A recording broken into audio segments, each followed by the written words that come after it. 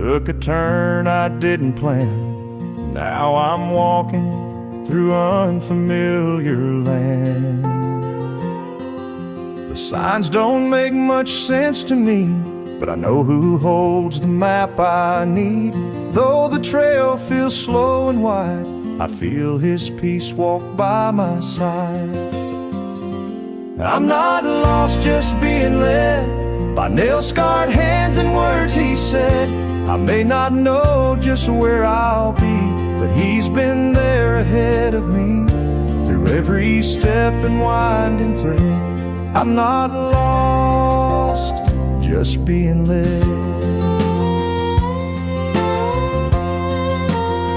Some folks ask why I don't turn back.